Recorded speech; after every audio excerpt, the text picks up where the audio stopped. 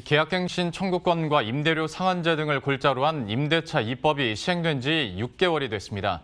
법 개정 이후 집주인과 세입자의 분쟁 건수도 급증하고 있는데요. 전셋값 급등까지 겹치며 임차인 보호 취지가 무색해졌다는 평가가 나옵니다. 박수연 기자입니다. 지난해 분쟁조정위원회에 접수된 임대료 증액 및 계약갱신 관련 조정 건수는 155건, 전년 대비 3배 넘게 증가했습니다. 규정이 됐기 때문에 혼선이 있어서 지금 한 6개월 정도 흘렀잖아요. 그렇기 때문에 지금까지 10월까지는 좀 증가된 추세였고요. 특히 실거주 문제를 놓고 각종 꼼수가 발생하는 모습입니다. 집주인이 실거주 목적으로 세입자를 내보낸 뒤 보증금을 인상한 집을 매물로 내놓는 사례가 대표적입니다. 실제 실거주 여부를 확인하기 어렵고 확인이 된다 하더라도 시간과 금전적 비용상 문제로 소송으로 가기까지 쉽지 않습니다. 기존 세입자가 나가지 않아 매수자가 입주를 못하거나 세입자가 집을 나가는 조건으로 이사비 명목의 위로금을 당연하게 제시하는 사례도 빈번합니다.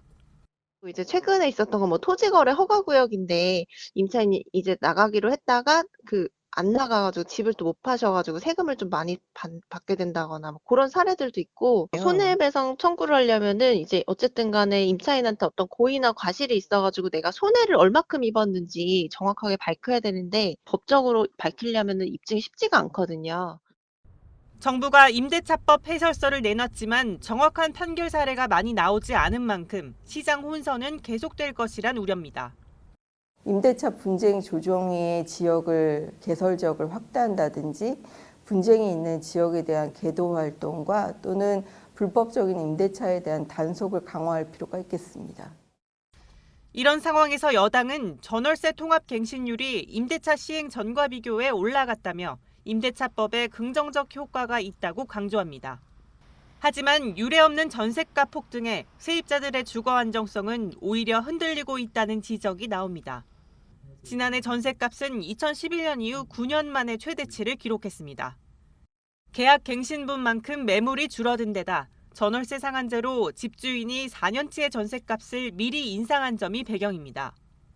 특히 이번 달 6월부터 전월세 신고제 시행까지 예정돼 있어 혼선이 더해질 것이란 우려가 나오는 가운데 보완책을 마련해야 한다는 목소리가 나옵니다. 머니투데이 방송 박수연입니다.